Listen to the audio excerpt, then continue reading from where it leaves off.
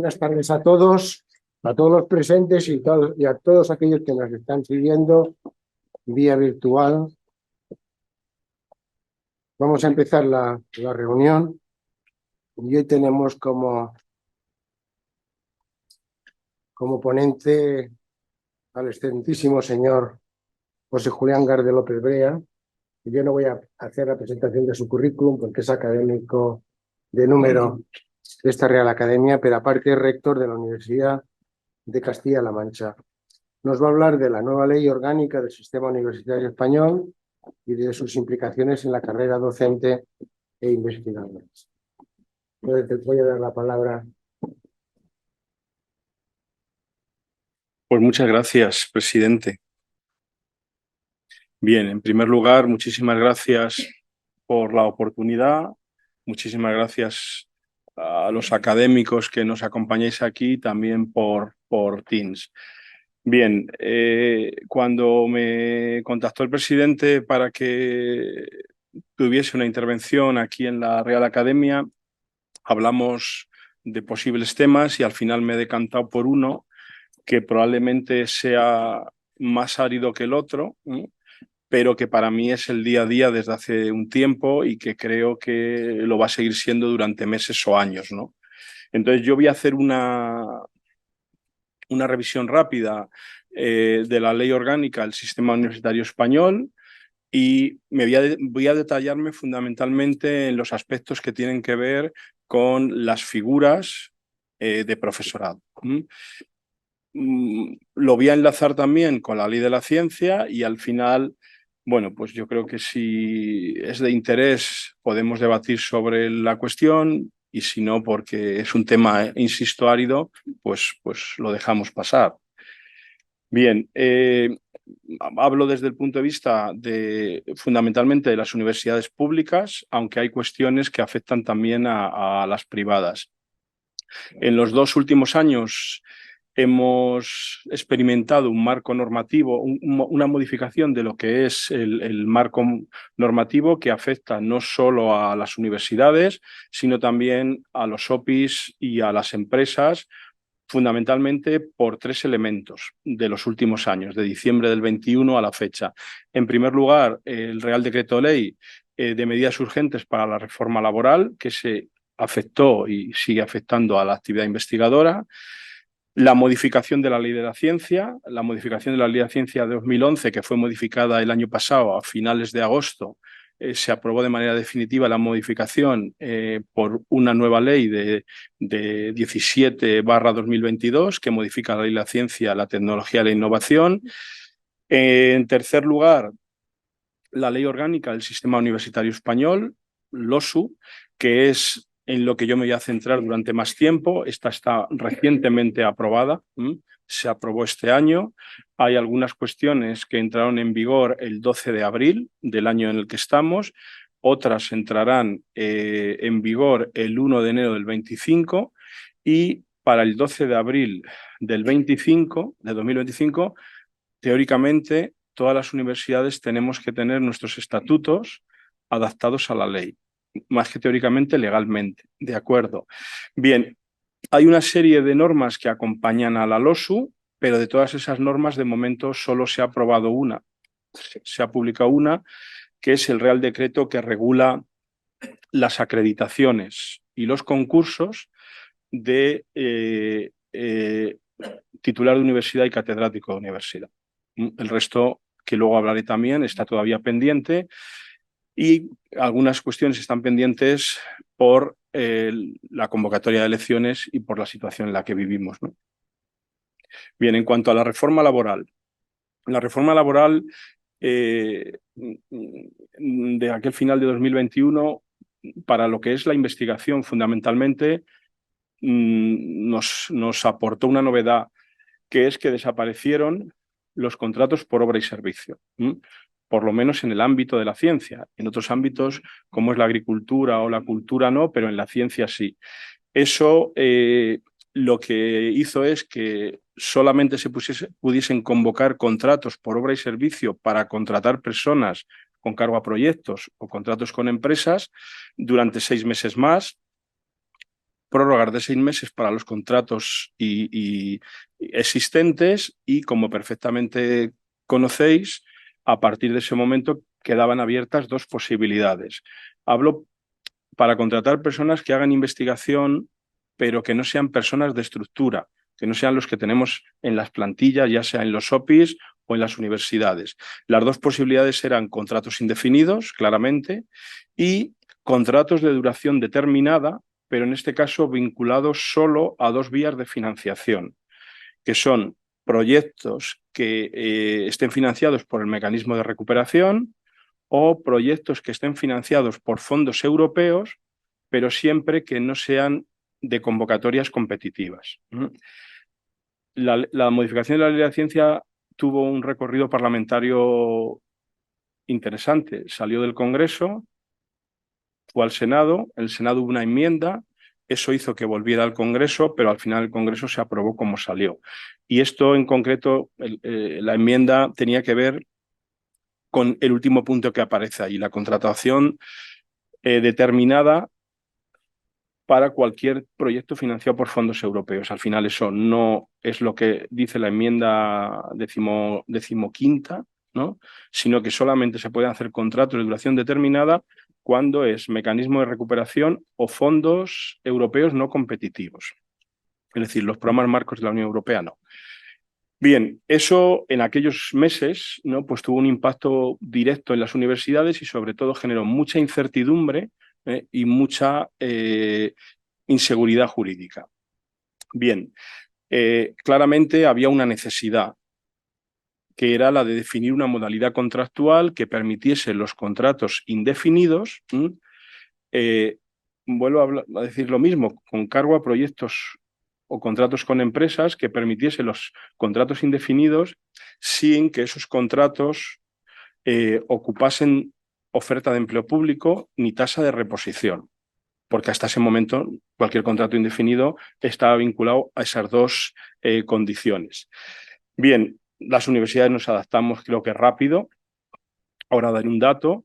Aprobamos nuevas normativas de contratación de personal investigador y nuevas figuras de contratos indefinidos no recogidas en los convenios colectivos anteriores. Bien, faltaba una figura contractual, claramente, era evidente, ¿no? Probablemente esa figura no estaba por una falta de coordinación entre lo que fue la reforma laboral y la modificación de la Ley de la Ciencia, coordinación temporal o entre ministerios.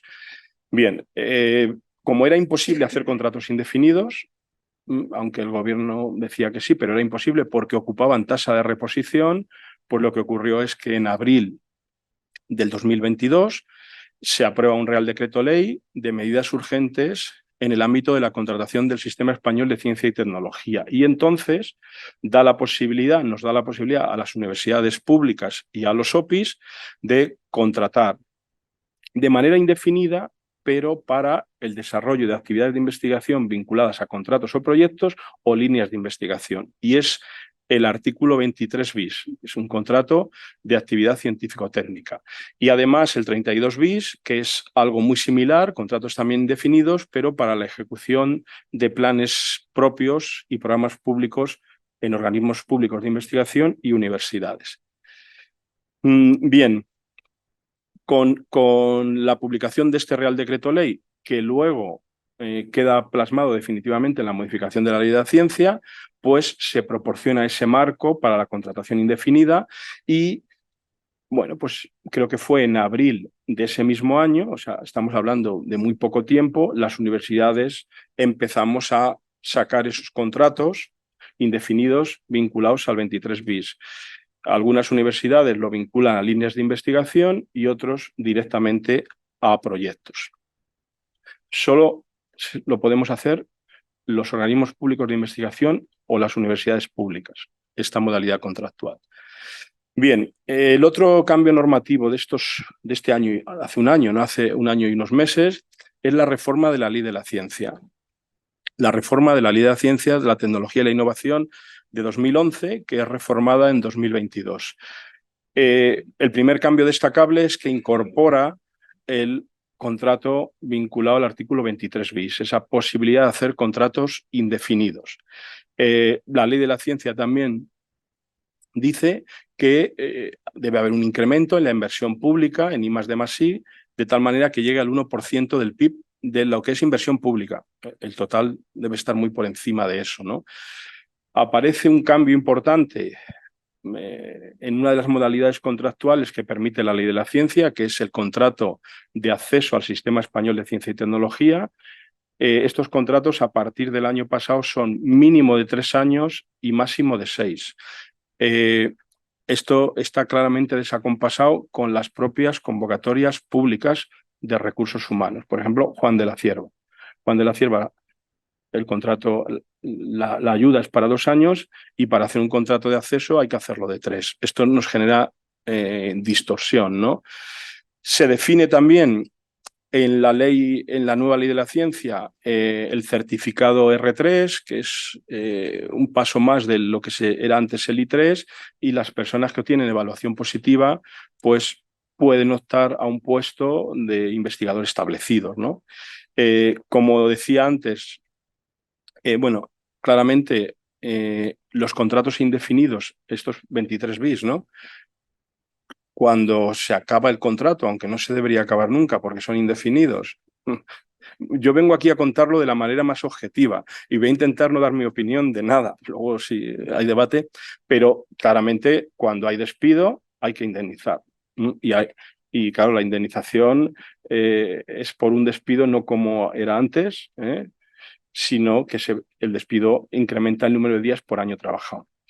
Y luego también la nueva ley de la ciencia lo que hace es reconocer la indemnización por finalización de contrato predoctoral y postdoctoral, de todos los contratos. Y aunque el agente financiador no aporte la indemnización, lo tienen que poner las instituciones. Bien, y luego hay un cambio, ¿no? También en el contrato predoctoral, que antes, cuando en algunas opciones, una vez que se le defendía la tesis, se cambiaba a un contrato postdoctoral en regla, y ahora, con la nueva ley de la ciencia, cuando se lee la tesis, el contratado predoctoral, aunque no esté matriculado en un programa de doctorado, puede mantener su contrato hasta 4 años, que es el máximo, o 6 si tiene una discapacidad, y se le da una orientación postdoctoral, pero no cambia de contrato. Esto también genera alguna distorsión con la puesta en marcha de todas estas novedades. Bien, aquí tenemos algunas del cómo ha impactado esto en las universidades y entiendo que en los OPIs también.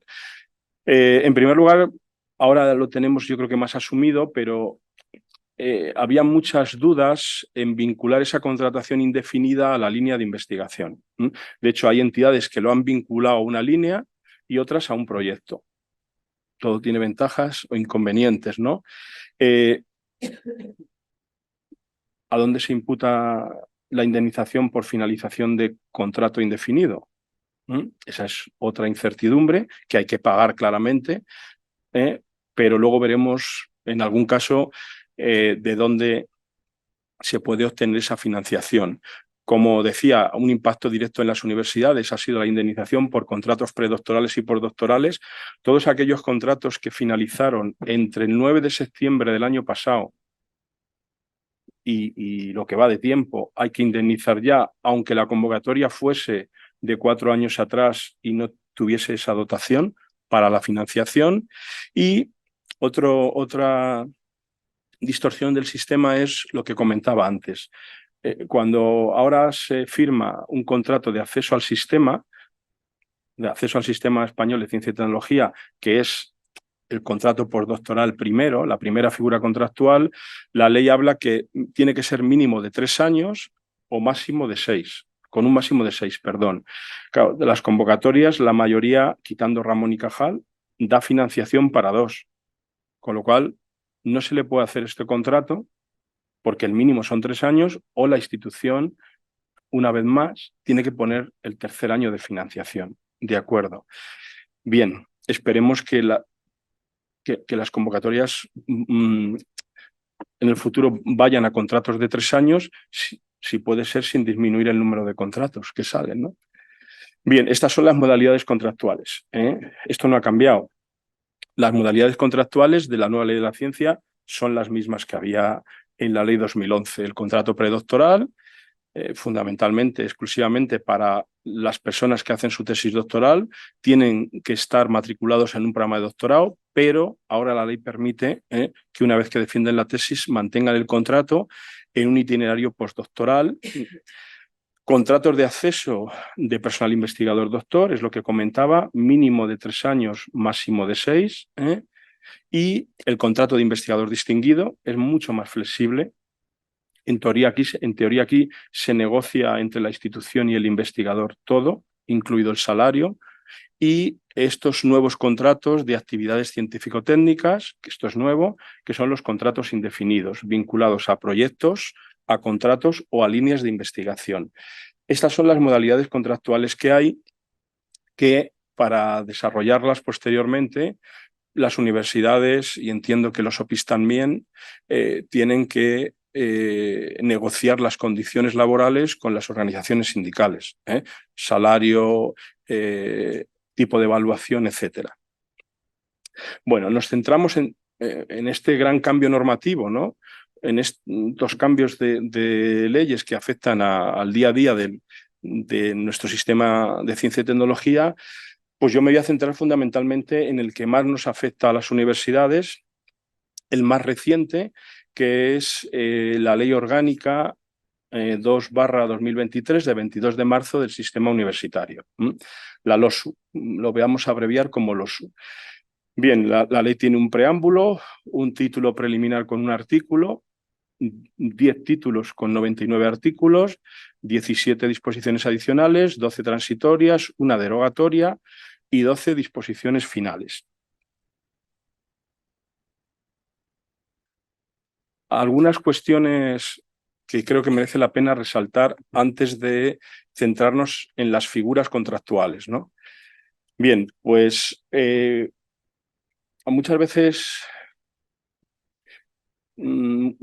se lee, ¿no? O se oye, o se escucha que la ley regula un compromiso de financiación de llegar en 2030 al 1% del PIB en gasto en inversión en educación superior.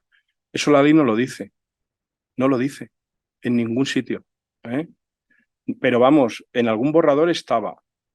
Es más, se daba un plazo de 1 año para llegar a un acuerdo de financiación. Es decir, el 1% del PIB es también muy, muy amplio, porque no sé si es el del Estado, el de cada comunidad autónoma, no lo sé, pero es importante porque en algunas comunidades autónomas lo que se invierte en investigación, en universidad, está por encima del 1% del PIB. En cualquier caso, lo que dice la ley es que el Estado, las comunidades autónomas y las universidades comparten el objetivo de destinar. Bueno, esto, el que no lo comparta, eso es lo que dice, además lo copió literal, porque si no puede parecer que yo estoy sesgado. No, yo no tengo ningún sesgo, o si lo tengo intento quitármelo, pero eso es lo que dice la ley, no dice otra cosa. Que Estado, comunidades autónomas y universidades compartimos el objetivo de destinar como mínimo el 1% del Producto Interior Bruto al gasto público en educación superior pública en el conjunto del Estado. Y además lo refiere a una ley, que es la Ley General de Educación de 2006. Y la Ley General de Educación de 2006 decía que habría que llegar a ese objetivo en educación general en 10 años. 2006 y 10 son 2016. Quiero decir que han hecho ahí, el legislador ha hecho ahí una asociación de ideas que queda poco hilvanada. En cualquier caso, espero que ese objetivo compartido se cumpla. Hay algunas cuestiones interesantes, ¿no? Por ejemplo, las universidades, para denominarnos universidades, debemos destinar al menos el 5% de nuestro presupuesto, del no afectado, a los planes propios de investigación. Eso está bien, yo creo que está bien. Otra cosa es que se pueda llegar o no, pero creo que es un compromiso, ¿no? Y algo que creo que también es positivo, por lo menos a mi modo de ver, es que los mandatos unipersonales, el de rector o rectora el primero, son únicos con la ley y son de 6 años, no hay más. Solamente puede haber un único mandato de 6 años, ¿de acuerdo? Bien, En relación a lo que nos ocupa más, que es la carrera docente investigadora, pues la ley nos obliga a las universidades a tener una tasa de profesorado temporal inferior al 8%. Inferior al 8%. En la LOU era el 40%. ¿De acuerdo? Bueno, en ese profesorado temporal no se incluyen ni los asociados de ciencia de la salud, ni los asociados clínicos, ni los ayudantes doctores, para cumplir ese objetivo de menos de un 8% de PDI temporal. La ley reserva el 15% de la oferta de plazas para personal investigador con el certificado antes I3, ahora R3. Aparece una nueva figura, aunque en algunas universidades ya existía, que es la del profesor sustituto, que solo puede, según la ley, desarrollar tareas docentes, sustitución en tareas docentes. Y el profesor asociado, con la ley, solo puede realizar tareas también docentes, no puede hacer tareas de gestión ni de coordinación. Y hay una novedad importante, que los profesores y profesoras asociadas, a partir del 1 de enero de 2025, tienen que ser indefinidos. Luego, esto lo vamos indefinidos. Bueno. Y desaparece la figura de ayudante. Esa es la primera figura que había de entrada en la carrera académica, la de ayudante no doctor, desaparece. Bueno, aquí, como decía, es el título 9º de la ley el que regula el régimen de las universidades públicas. Dentro de ese título 9º, el capítulo 4º es el dedicado a personal docente e investigador, con 3 secciones. El profesorado de los cuerpos docentes universitarios, titularidades y cátedras, el personal docente e investigador en régimen laboral y luego el profesorado de la Unión Europea. He de decir que la ley promueve la movilidad y facilita la incorporación de profesorado extranjero, porque cambia el sistema de acreditación y también facilita la movilidad entre investigadores de los OPIs a las universidades. Eso está recogido en la ley, creo que de una manera importante. Bueno, empezamos a resumir un poco lo más relevante de la ley en todas estas figuras. Y en cuanto a los cuerpos docentes universitarios, como perfectamente conocen, hay 2, titulares de universidad y catedráticos de universidad. Estas figuras tienen plena capacidad docente e investigadora, y en la ley hay un cambio aquí en cuanto a la carga máxima, en aula, para entendernos. Entonces, esa carga en aula tiene que ir de 240 a 120 horas lectivas. Máximo 240, mínimo 120 horas lectivas. Es cierto que esto claramente tiene que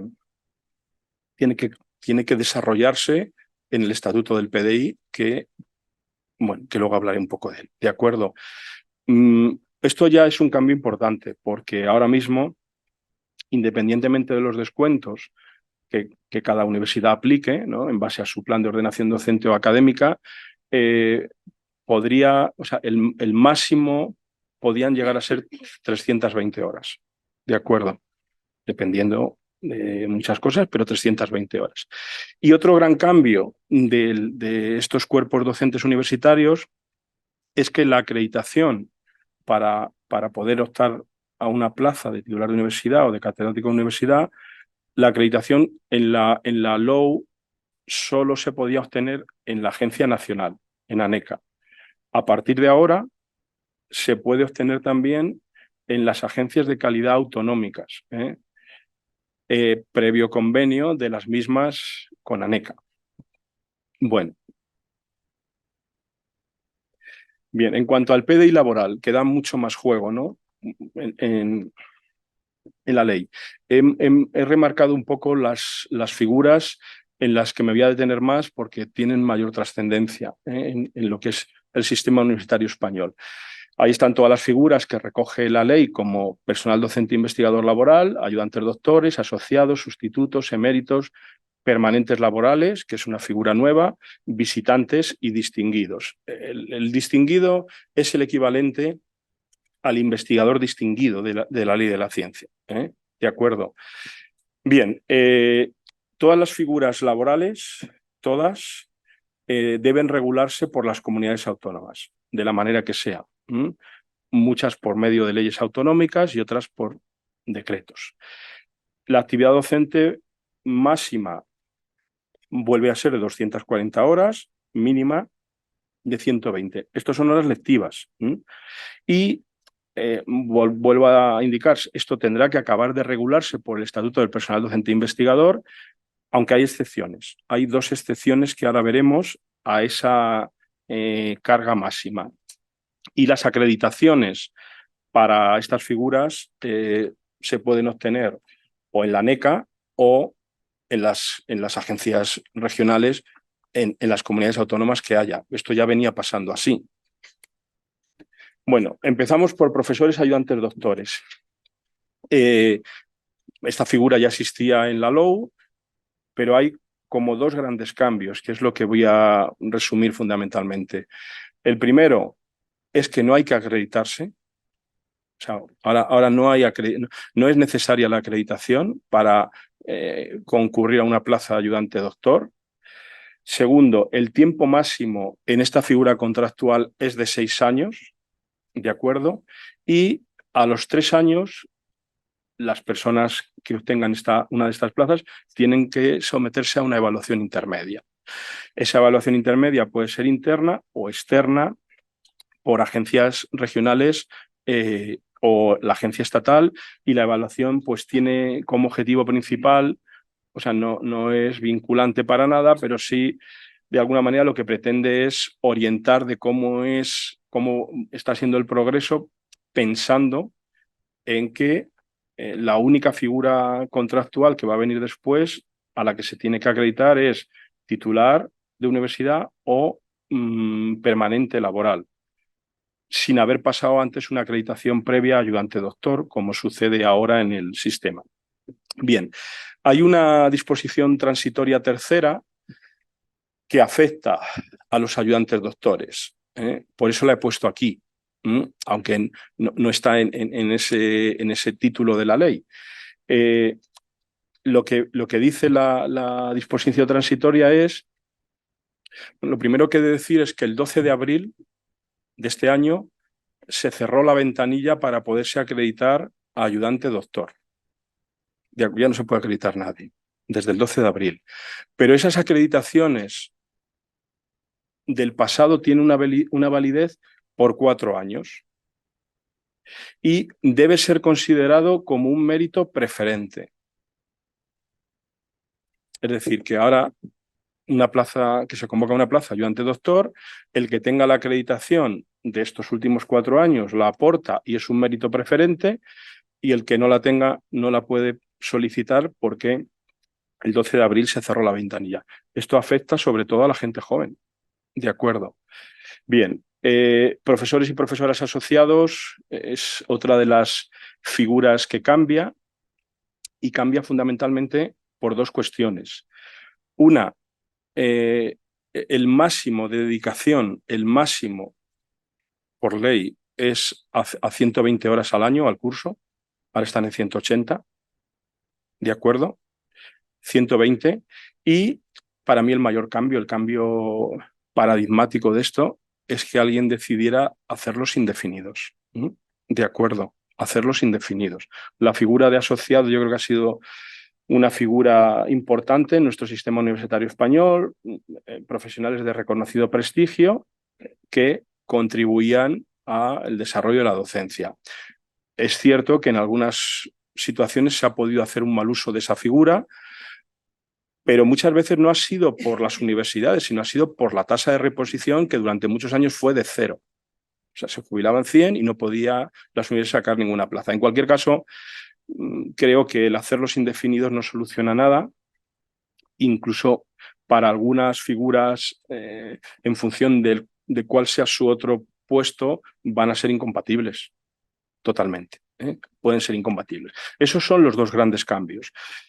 Máximo 120 horas directivas e indefinidos. Y luego todo esto, estas dos cuestiones no aplican para los asociados de ciencia de la salud, que también no deja de ser sorprendente. No es obligado a hacerlos indefinidos, es que no se puede. Van a seguir siendo contratos laborales temporales y ellos sí que pueden llegar a 180 horas al año, al curso, como estaba ahora. Bien, aparece una nueva figura, esta es una nueva figura, que es la de profesor permanente laboral. Y en principio desaparece una figura equivalente, ¿no?, que había en la LOU, que es la de profesor contratado doctor. ¿De acuerdo? Bueno, el requisito para poder optar a estas plazas es tener el grado de doctor y tener la acreditación correspondiente, o bien por la agencia nacional o por la agencia regional.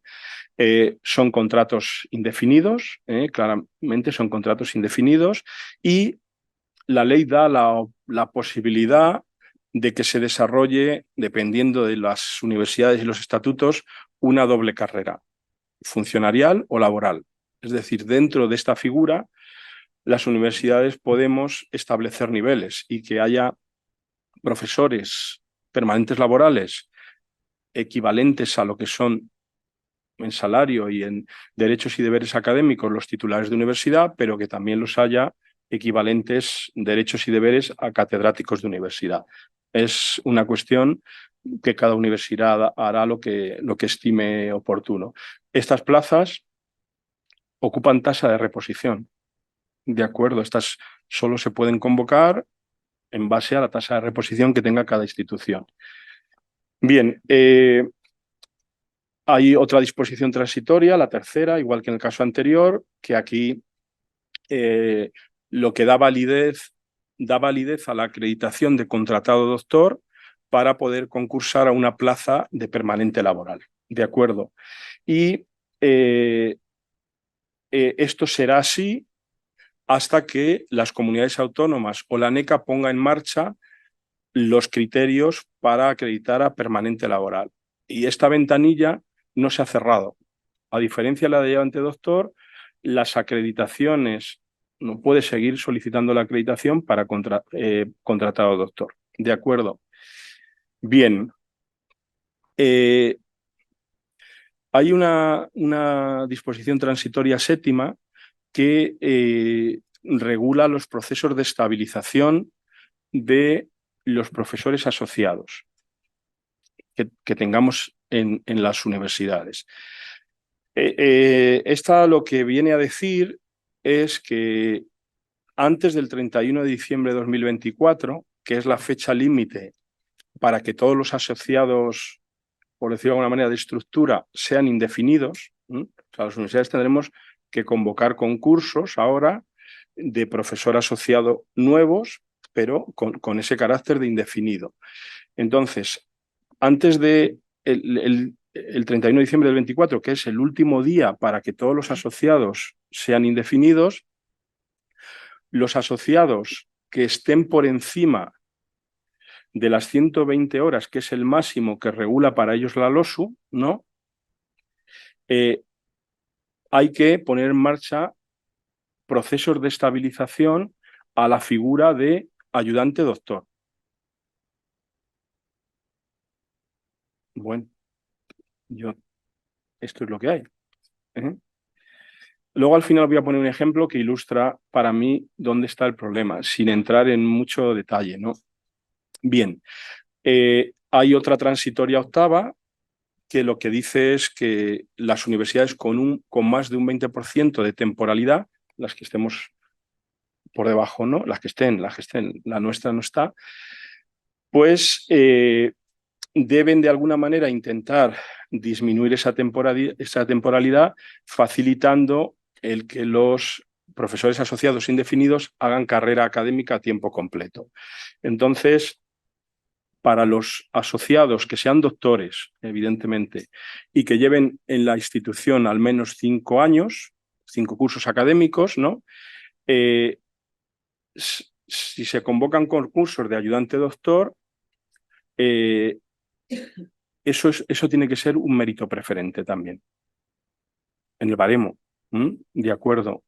Bien, para los asociados que lleven más de 5 años, pero no sean doctores, es decir, no hayan leído la tesis, pues habría que intentar promoverlos, ¿no?, a la modalidad de contrato predoctoral, para que hagan su tesis en 4 años. Eso está copiado de la ley tal cual. Y luego ya pasen a ayudante doctor 6 y ese es el máximo. O sea, lo que pretende la ley, que eso está bien, es que a los 10 años, o sea, 4 de predoctoral más 6 de ayudante doctor, pues todas las personas que entran a la universidad consigan su estabilización, o bien por la figura de permanente laboral o titular de universidad. Y esta disposición transitoria octava establece, las universidades tenemos que establecer un programa de promoción interna para a permanente laboral para los asociados, ¿de acuerdo?, que lleven 5 años, otra vez lo mismo, y que cuenten con la acreditación a esas figuras. Si hay alguien acreditado, contratado doctor, lleva 5 años y entiendo que quiere, pues hay que poner en marcha un programa de promoción interna a contratado doctor, en el futuro personal permanente laboral o titular de universidad. Bien, este es un poco el resumen de la ley, ¿no? De la ley. A ver, hay cuestiones que están por resolver y que deberían resolverse pronto para salir de algunas incertidumbres. Por ejemplo, yo creo que es prioritario que se apruebe el estatuto del PDI. La propia ley, dice que el estatuto del PDI debe tramitarse como Real Decreto Ley y que debería entrar en el Congreso antes del 12 de octubre de 2023. No ha entrado. Quiero decir que, pero esto nos genera a las universidades, nos distorsiona porque de esos 240 a 120, que es algo muy amplio, el estatuto del PDI tiene que regular muchas cuestiones. Eso de momento no ha entrado. Estos son los datos de nuestra universidad. Nuestra universidad tiene, bueno, pues entre todas las figuras contractuales, casi 3.000 PDIs, ¿de acuerdo? Entre asociados de ciencia de la salud tenemos 535 y asociados de no ciencia de la salud 822. Bueno, yo creo una universidad mediana en esto, ¿no?, en plantilla del PDI. Mira, esto para mí es lo más importante. Nosotros tenemos este año que acaba casi ya, en nuestro presupuesto, lo que es capítulo 1 de PDI, o sea, lo que cuestan nuestras nóminas del PDI son lo que van a costar 126,6 millones de euros. Para el año que viene, el presupuesto que aprobaremos a final de año lo lleva a 132,7 millones de euros. Solo son nóminas de PDI. El PAS va por otro lado, claramente. Ahí os he puesto 2 datos que además se le han trasladado al Ministerio. A una universidad como la nuestra, con esas cifras de capítulo 1, ¿no?, de gasto en personal en PDI, lo que nos cuesta la aplicación de la LOSU, solamente en lo que es adaptación a las nuevas encargos docentes máximos, es decir, los asociados a 120 horas máximo, ¿de acuerdo? Los ayudantes doctores a 180 horas máximo y el PDI permanente a 240 horas máximo, ¿de acuerdo? Ahora tenemos algunos a 32, pero a partir del curso 24-25 eso no es posible. Bueno, esa adaptación, solo esa adaptación, nos supone al año 8,1 millón de euros más sobre un capítulo 1 de PDI de 126. ¿De acuerdo? Bien, y la aplicación total de la LOSU en PDI en base a las transitorias que les he leído o mencionado, lo elevaría en otros 12,7. Es decir, que una universidad como la nuestra, si esto algún día llega a buen puerto, que creo que puede llegar, sobre un presupuesto de capítulo 1 de PDI de 132 millones de euros para el año que viene, necesitamos aproximadamente 20 más para cumplir la ley. Las universidades más grandes, pues supongo que necesitarán mucho más. De acuerdo. Bien, bueno, pues en eso estamos, que no es poco, porque, como conocen perfectamente, a las universidades nos financiamos de dos vías de financiación para lo que es gasto corriente, no los fondos afectados ni los cuento, que es la subvención que nos dan los gobiernos autonómicos o las tasas, no tenemos más. Y además, no podemos modificar las tasas las ponen los gobiernos autonómicos. Nosotros no tenemos la capacidad que puede tener un concejal o un consejero o un ministro de Hacienda de subir los impuestos, que tampoco los queremos subir, pero que nuestro margen de maniobra es reducido, es reducido. Es lo que hay. Yo luego opinaré un poco de cómo creo que se podría haber hecho esto mejor para todo el sistema universitario español, pero es lo que hay y además lo tendremos que intentar cumplir. Bien, falta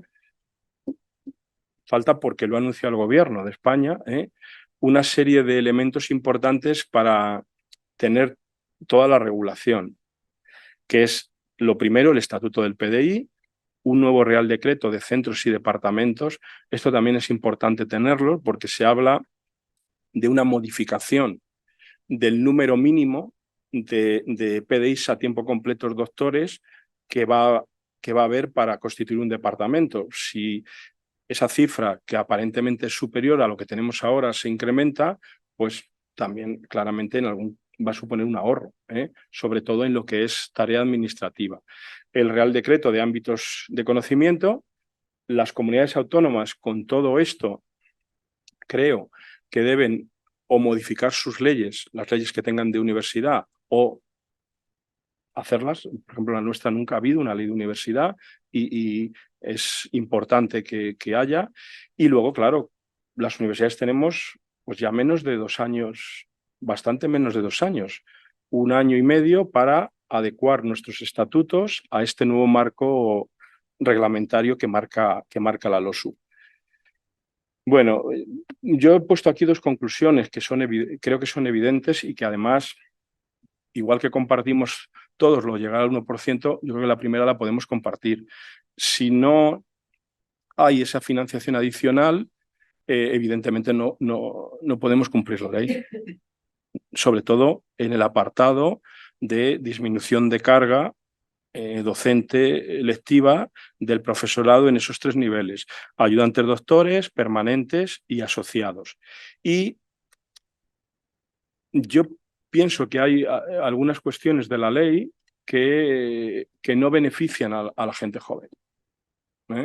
O sea, que la acreditación a ayudante doctor tenga vigencia durante 4 años y sea un mérito preferente, pues no beneficia. Que, por ejemplo, si no hay una financiación adicional y las universidades nos vemos de alguna manera obligadas a cumplir con las transitorias, ¿no? No vamos a tener dinero para sacar plazas nuevas. De acuerdo. Depende. Bien, pues este es un poco el resumen, que tampoco quiero vamos, no soy ni pesimista ni fatalista, esto es lo que hay. Bueno, yo creo que se podía haber hecho de otra manera, de verdad, pero por lo que sea ha sido así y lo que tendremos que intentar es implementarlo, ¿no? Entre todas las universidades y todas las instituciones. Nada más, si hay alguna pregunta, algún comentario, dudas o lo que queráis, yo encantado. Muy bien. Gracias. Te quería dar las gracias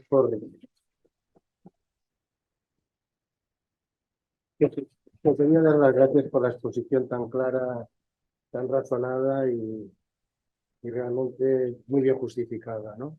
Yo creo que no se te obligaba a dar tu opinión personal, sino que la has presentado de una forma clara y yo creo que cada uno puede opinar en este momento. A ver, ¿quién quiere hablar? ¿Quién quiere? Juan Carlos Figuera. Muchas gracias, Julián. Me ha encantado porque me ha aclarado estas cosas. Pues más o menos me la he leído, pero digamos que por encima. porque es un poquito farragosa de leer. No, yo simplemente es una pregunta sobre todo por lo de las acreditaciones. Una es que la obligatoria hasta ahora era la ANECA y ahora han puesto otra vez, como había antiguamente, la de las comunidades autónomas. Entonces, ¿qué ocurre? Si una comunidad autónoma dice que solo es la ANECA, por ejemplo, la Comunidad de Madrid decide que es la ANECA y la de Castilla-La Mancha decide que también es la comunitaria. Si sale una plaza en la Comunidad de Madrid, ¿se puede presentar a alguien acreditado de La Mancha? A ver, yo creo que sí. Claro. Yo creo que sí se puede presentar porque antes no era así, pero ahora, como para que las agencias autonómicas evalúen, ¿no? La ANECA tiene que firmar un convenio con ellas. Entonces, yo entiendo que en el nuevo sistema la acreditación a nivel territorial es universal. Antes no era así. En el pasado no era así. Si uno se acreditaba por la agencia de Castilla-La Mancha, solo podía ir a plazas de Castilla-La Mancha. Pero yo entiendo que ahora va a ser así. Lo que pasa que ahora lo que puede ocurrir es que haya, bueno, no sé, pero a lo mejor que no sea tan homogéneo, ¿no? Puede ser que haya, no sé si 17, pero sí 12 niveles distintos de acreditación. No lo sé. Y luego otra pregunta, en lo de los asociados en ciencias de la salud, que solamente son los hospitalarios. Sí. No cualquier asociado de cualquier departamento. No. Tiene que tener contrato indefinido. ¿Y cómo tienen un contrato indefinido teniendo otro contrato indefinido? Porque es obligatorio tener un trabajo para poder acceder a esa plaza. Claro, los asociados, la exención no, los asociados de los grados de ciencia de la salud que den asignaturas básicas, o sea, que no sean clínicos, ¿no? Esos también son indefinidos, ¿eh? Ya, por eso. Esos también son indefinidos. Esa figura está, yo creo que un poco mal puesta, porque normalmente lo que vas a hacer es que tú vas a coger una persona de prestigio para dar clases como asociado, porque necesites unas horas docentes, esa persona ya tendrá un contrato indefinido. No va a dejar ese contrato indefinido por las horas que le van a pagar en la universidad. Eso está muy claro, con lo cual va en detrimento de las propias universidades, en mi opinión, nada más. Muchas gracias, Julio. Sí, totalmente. A ver, yo lo de los contratos indefinidos para los asociados es algo que no veo, Además, es que no hay necesidad de eso. No hay necesidad. Vuelvo a insistir que si en el pasado se ha hecho un mal uso de la figura, pues lo que hay que hacer es corregirlo y vigilarlo. Y lo que no creo que sea bueno es generar un problema mayor al que había para no sé para qué. De todas formas, la ley modifica también la ley de compatibilidades, pero hay cargos que no puede ser, ¿no? Pero sí, yo no lo veo, independientemente de que luego, no pasa nada, pero hay que, o sea, imaginaros un asociado indefinido, ¿no? Pues que su asignatura deja de tener estudiantes o que hay un cambio de plan de estudios y desaparece la asignatura. Si la ley dice que si deja el otro trabajo, en ese momento se le puede despedir. Eso está escrito en la ley. Pero, claro, si la asignatura desaparece o deja de tener estudiantes, pues supongo que habrá que proceder a un despido improcedente o indefinido, ¿no? Bueno, muchas gracias. Gracias.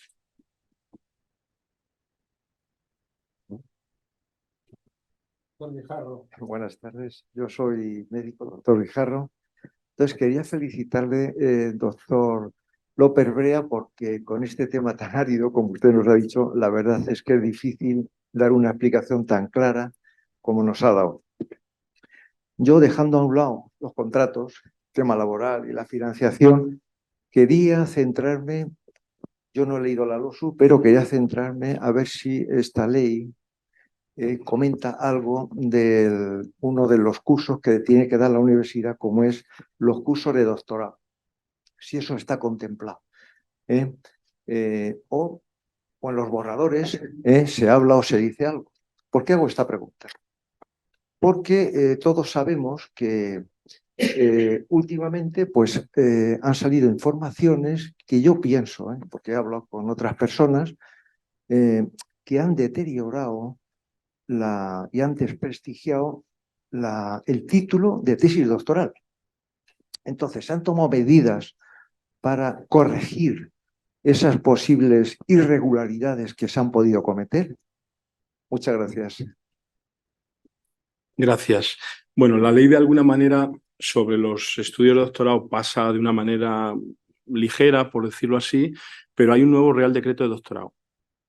Un nuevo Real Decreto de Doctorado que entró en vigor el 18 de septiembre de este año también y que regula de algunas cuestiones de manera diferente. No sé ahora mismo, no lo recuerdo si afecta a los problemas que plantea, pero hay un nuevo Real Decreto de Doctorado que entró en vigor el 18 de septiembre de este año y que, entre otras cosas, modifica el acceso al doctorado. Modifica. Hasta ahora, una persona que tuviese un grado, o sea, que entre grado y máster sumase 300 ECTS, tenía acceso al doctorado, pero con el nuevo Real Decreto, para poder tener acceso al doctorado, no solo hay que tener los 300 ECTS entre grado y máster, sino que también, si el máster es de más de 60, o sea, 90 o 120, hay que finalizarlo.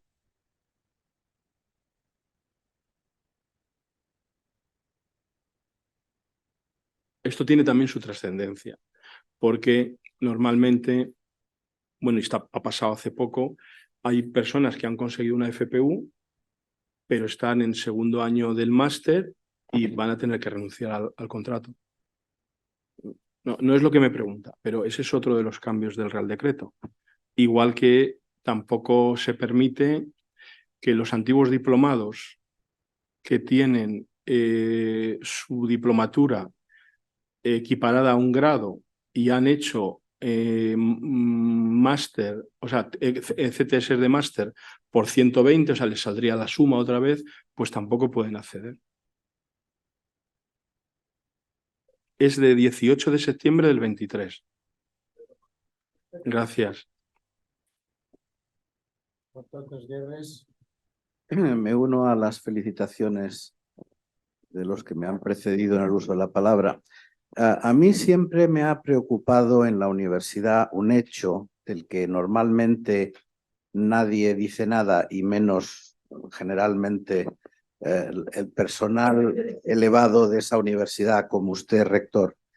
Y es que cuando estamos hablando de tesis doctorales, hay una diferencia gigantesca en lo que es una tesis doctoral hecha en filosofía o hecha en derecho o hecha en lo que sea, para la cual solo se necesita la voluntad de hacerlo y tener una serie de medios más o menos, digamos, fáciles de obtener, o una tesis sea en veterinaria, en medicina o en química o en farmacia.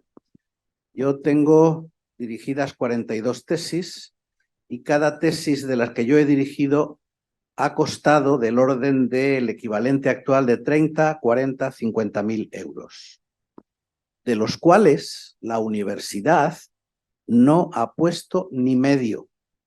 Quiere decir que toda la financiación de una tesis en una facultad experimental depende del profesor que dirige esa tesis.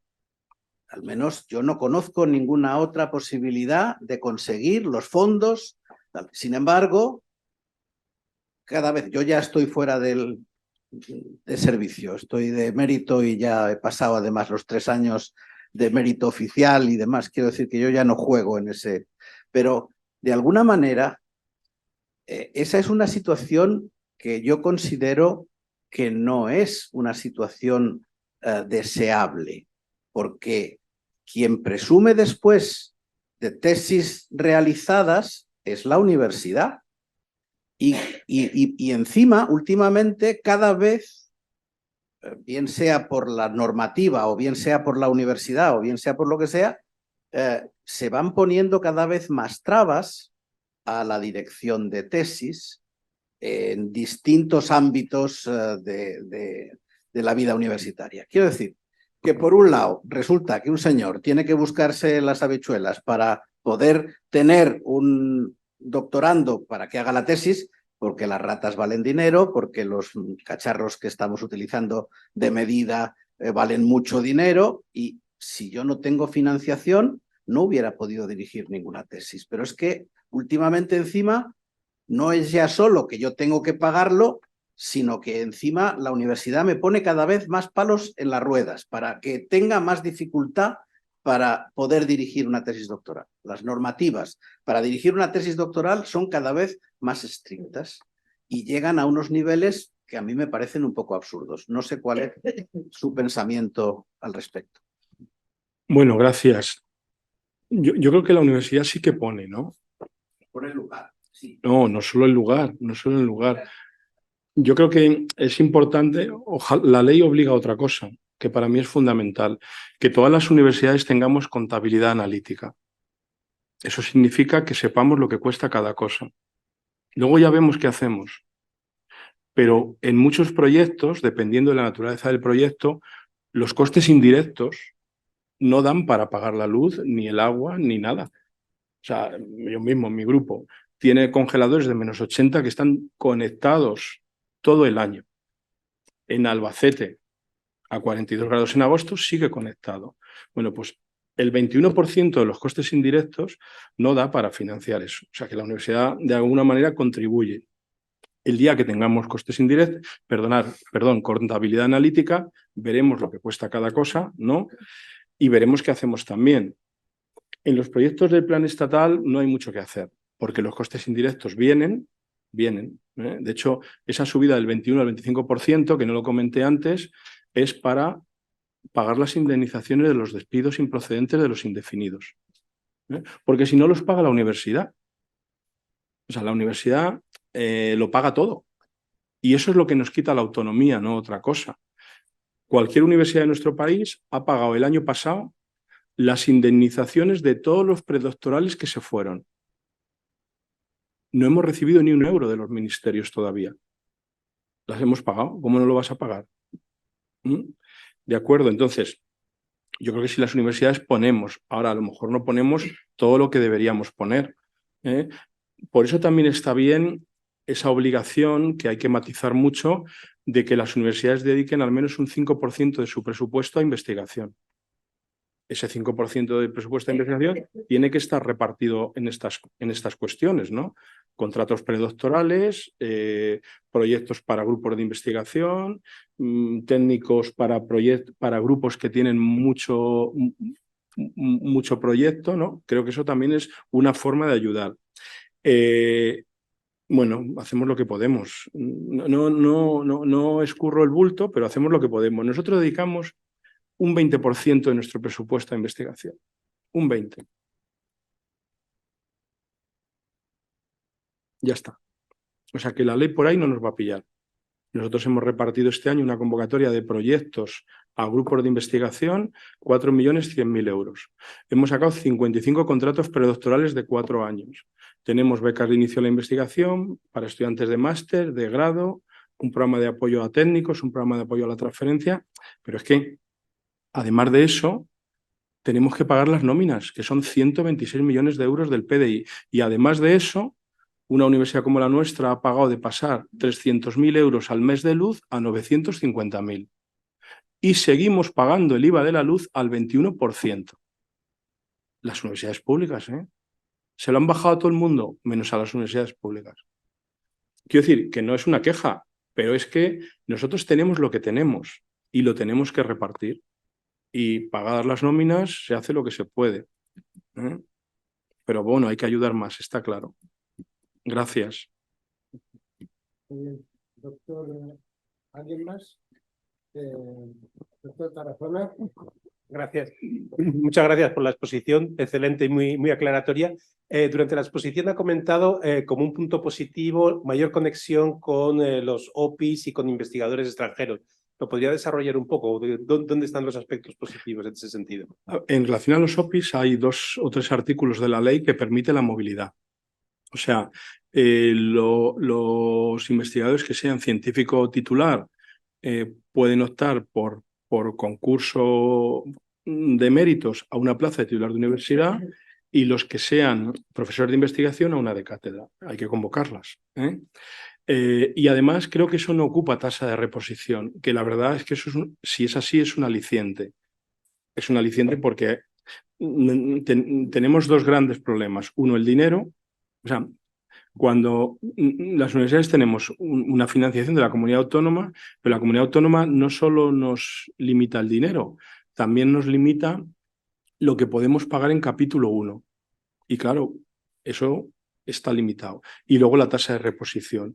Y luego, esa es una parte, y luego la otra parte es que permite una acreditación mucho más universal, pensando en investigadores o profesores que no hayan estado en el sistema, porque es que antes era imposible. O sea, antes hemos visto muchas veces en cualquier medio, ¿no?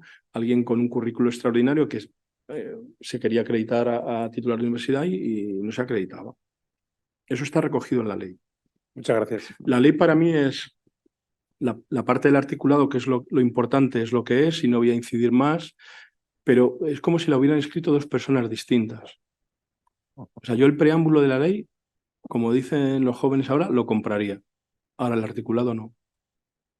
Es un poco es lo que es, vamos. Gracias. Doctor Aparicio. Sí, gracias. Bueno, felicitaciones porque siendo un tema realmente árido ha sido clarificadora la intervención. Se ha comentado en ocasiones de que esta ley pues, está pensando fundamentalmente en los jóvenes, que además es una auténtica necesidad en las universidades españolas porque se va a producir una especie de desierto intergeneracional posiblemente, por lo menos en algunas de ellas, debido al corte que se produjo en la crisis y la disolución de algunos grupos, y hay ahí bastantes lagunas. Bien, pero sin embargo, esa idea de que puede favorecer por una ordenación de la figura del profesorado se contrapone con la realidad pura y dura que es la realidad presupuestaria. Es que al incrementarse los costes, entre otras cosas por la disminución docente, eso significa que va a haber menos dinero, puesto que no se ha hecho la memoria económica, o al menos no se conoce, va a haber menos dinero disponible para el incremento de las plantillas. Entonces, ahí quien evidentemente va a pagar el pato van a ser las jóvenes o las nuevas incorporaciones. ¿Es así o es una percepción equivocada? No, yo creo que es así, claramente. Gracias por la pregunta. A ver, no sé cómo de exigente será esto, ¿no? Pero si no hay una financiación adicional, nosotros, hablo del caso de nuestra universidad, que es la que mejor conozco. Nosotros en 2021 firmamos un contrato programa con la Junta de financiación plurianual para 5 años, que yo creo que es lo deseable, porque ir año a año a negociar el presupuesto, entonces tú sabes para lo que tienes en 5 años. Más o menos, ¿no? Con un plan de nuevas titulaciones, bueno, todo más o menos bien diseñado. Claro, eso claramente se te queda pequeño con estos cambios, con estos, los de la luz. Además, no quiero que, a ver, lo que no me gustaría es que se piense que las universidades o los rectores yo creo que todo el mundo tiene que tener sus derechos y está fenomenal. Si a mí me parece bien que la gente dé menos horas de clase y me parece bien que sean indefinidos, pero eso tiene que venir acompañado de una dotación económica, porque es que si no, lo que nos resta es autonomía. No podemos hacer nada. Si nosotros seguimos así, el 20% que destinamos al plan propio se va a quedar en un 0. Entonces no podemos hacer nada. O sea, el problema es que la autonomía es eso, no es otra cosa. Entonces, claro, desde fuera te van quitando lo que te da la autonomía, que es la financiación. Entonces tú ya no decides nada. Tú ya no decides que tienes un plan propio del 20%. Tú ya no decides que Cajal, que se viene a nuestra universidad, le pagamos 10.000 euros más, le damos sexenio, le damos trienio. Pues es que no puedes. Entonces, claro, ya eres como los demás. Y no está bien ser como los demás en La Mancha, porque es más difícil. Entonces, eso es lo que nos está pasando. Perdemos la autonomía financiera, que creo que es la más importante, ¿no? Entonces, bueno, llevamos unos años que tiene que ser así, que sea, pero que venga acompañado de financiación. Nosotros, como pasará en todas las universidades y en el Consejo seguro también, pues hemos tenido ya que despedir a contratados indefinidos del artículo 23 bis, porque cuando se acaba el proyecto, ¿qué haces? ¿Lo metes en estructura? ¿Y de dónde se indemniza? Pues de la institución. Luego veremos si ajustamos con ese 4% de costes indirectos, ¿no? Entonces, necesitamos la financiación. Y si no viene, pues yo creo que quien peor lo va a pasar es la gente joven, porque va a haber menos opciones de entrar. Y menos opciones de promocionar, claro. Es un poco... Ahora, yo no sé quién, no sé quién va a poner la financiación. De verdad, no sé. ¿Qué es lo que hubiera sido lo ideal? Pues lo que decía el profesor Aparicio, ¿no? La ley no lleva memoria económica. Tampoco tuvo informe del Consejo de Estado. Por eso jurídicamente creo que es mala, aunque yo no entiendo. Pero claro, este ejercicio de preguntarnos a las universidades lo que nos cuesta la ley en un supuesto, en otro y en otro, creo que se debería haber hecho antes. Se hace antes, compartimos lo del 1%, en el Consejo de Política Interterritorial, Política Universitaria Interterritorial, entre Estado y comunidades autónomas se ponen de acuerdo y uno pone el 70 y otro el 30, o lo que sea. Porque ahora estamos en esta situación. Y luego esas cantidades crecen rapidísimo. O sea, esos 8,1 millones pasan al año siguiente a ser mucho más. Porque en cuanto estas personas se estabilizan y obtienen un quinquenio y un sexenio, por ejemplo, ¿no? O sea, que el crecimiento vegetativo es importante. Bueno, vamos a ver, pero sí, yo creo que afecta más a la gente joven. Bien, ¿alguna pregunta más? Pues vamos a proceder a... ¿Hay alguien que ha pedido la palabra? No. Pensábamos que alguien había pedido la palabra. Pues nada, vamos a clausurar la sesión. Me ha parecido una presentación magnífica, sobre todo en la forma también estructurada de hablar de la reforma laboral, hablar de la ley de la ciencia, de la LOSU, y bueno, entrelazarlas, ¿no? Porque es muy importante que no olvidemos en la universidad pues la investigación, ¿no?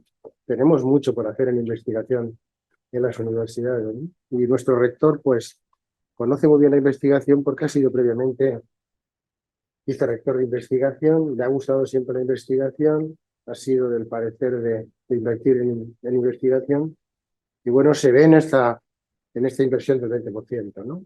El 20% es muy elevado en relación con un 5% de otras universidades, ¿no?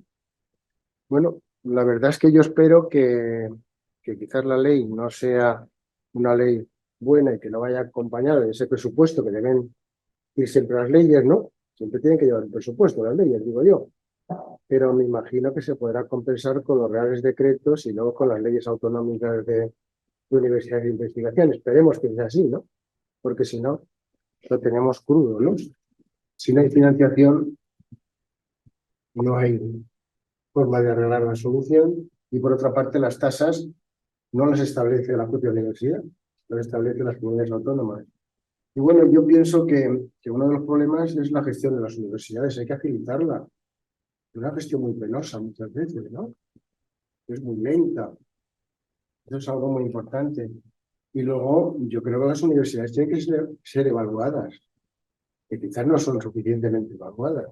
Es decir, pagar dinero que no se evalúa, eso es algo que no creo que los estados, bueno, los gobiernos autonómicos den dinero como tal, ¿no? O sea, yo creo que esto da para otro debate. Yo creo que aquí yo no renuncio a que no se evalúen, pero es que además hay un estudio del IBIE, el Instituto Valenciano de Investigaciones Económicas, independiente, que demuestra que por cada euro público que nos dan lo transformamos en 5. Que no somos una empresa, pero eso también es importante para una comunidad como la nuestra, que demuestra cuánto supone del PIB regional la Universidad de Castilla-La Mancha, cuánto supone del empleo. Es que yo creo que a veces mezclamos temas. Yo no tengo ningún problema que nos evalúen. Tanto es así que en nuestro contrato de programa con la Junta hay un fijo y un variable. Y ya está. Pero ese discurso también hay que relativizarlo, porque si no parece que los universitarios vivimos en un castillo, que no queremos saber nada del mundo, que no queremos que nos evalúen. Eso no es así, por lo menos en la mayor parte del caso. Y luego lo de la burocracia, claro. Pero si es que, de verdad, que es que me va a dar algo. La burocracia, una parte importante de la burocracia se da de las universidades, pero otra es de lo que nos rodea, de lo que nos rodea. Y esto es lo que hay. Y el que no lo quiera reconocer, voy a poner un ejemplo, que seguro que conocen. En los 2 últimos años, el plan estatal se financia con el mecanismo de recuperación. No, ya veremos lo que va a pasar y el dinero que va a tocar devolver. Eso es, perdonadme que lo diga aquí, infumable. Pero es que además lo que ocurre es que el gobierno de España cambia presupuesto general del Estado que tenía que poner para investigación por mecanismo de recuperación. Y en el mecanismo de recuperación hay que hacer los mismos papeles, los mismos, para el que compra un bote de fructosa que vale 7 euros que para el que se compra un helicóptero que vale 35 millones de euros. Esto es lo que hay. ¿Lo han decidido las universidades? No. Sé que me podrías decir, fenomenal, no haber dejado a tu gente pedir, claro. No haber dejado a tu gente pedir. Nosotros ya no pedimos a las convocatorias mecanismos de recuperación, no pedimos. No, porque es que necesitas una legión, perdonar que hable así, una legión de funcionarios, además especializados en fondos europeos. Yo creo que las universidades, además es que estamos dispuestas a que nos evalúen. ¿Cómo no vamos a estar dispuestas si nos pasamos la vida evaluando? Pero hay que ser serios con las universidades y hay que comparar nuestros presupuestos con otros sistemas. Y lo que aportamos, no solo en formación, en investigación y en transferencia, sino en riqueza. Y ya está. Pero vamos, que yo no me restricto a nada. Ahora, lo del mecanismo de recuperación lo vamos a ver en unos años, lo que va a suponer para España. O sea, es que no puede ser, es que no puede ser. Y además, me parece mal por 2 motivos. Uno, por la burocracia y otro, porque el gobierno sustituye dinero de presupuesto general por dinero que venía para otra cosa. Claro. Y a ver quién no pide. La convocatoria del mecanismo de recualificación igual nos va a costar a todas las universidades un dineral. A todas. A todas. Bueno, oye, que no quiero yo tampoco... Ya has visto que en el ranking de las universidades las españolas no han quedado en buen ranking, ¿no? En situación con respecto a otras universidades europeas. Pero es que esto no, yo de verdad que no lo puedo superar. Vamos a ver. Mira, nosotros hemos subido mucho. Estamos en la 641. El ranking no lo es todo, que quede muy claro. Y además vamos a asistir en muy poco tiempo a un cambio de paradigma de evaluación de la actividad investigadora. Porque esto del impacto tal, que yo he sido muy de eso se ha acabado también. Pero nosotros creo que estamos la 630 del mundo. Es la vez que mejor estamos. Tenemos un presupuesto de 298 millones de euros. La universidad que está el número 75 tiene un presupuesto de 2.500 millones de euros. O sea, es que volvemos. Cada 15 de agosto nos demonizan a las universidades en los rankings, ¿es verdad? Claro, pero nosotros ya hemos hecho un estudio. Bueno, pero si no lo explicamos nosotros, ¿cómo lo va a explicar los periodistas? ¿No? Si nosotros no somos capaces, nosotros hemos hecho ya algún estudio y lo vamos a publicar prorrateado por presupuesto. Y ya sé que el dinero no es todo, porque luego hay que ser valiente también. Pero claro, si es que 298 millones de presupuesto, 3.000 profesores, 27.000 estudiantes, 6 ciudades. En eso se tendría que fijar la LOSU. Si queremos que haya universidades, no en todos los sitios, en más sitios. No es lo mismo mantener un campus en una universidad uniprovincial que otra que tiene 4 campus y 2 sedes. No es lo mismo. Y nosotros somos los primeros que cuando no va una cosa, sobre todo los másteres, los cerramos. Bueno, da para más, pero creo que nosotros desde la academia tenemos que tener esas cosas claras. ¿Cómo nos va vamos, yo creo que nos va bien para los presupuestos que manejamos, ¿no? Y por último, la internalización, ¿la ves tú posible de las universidades?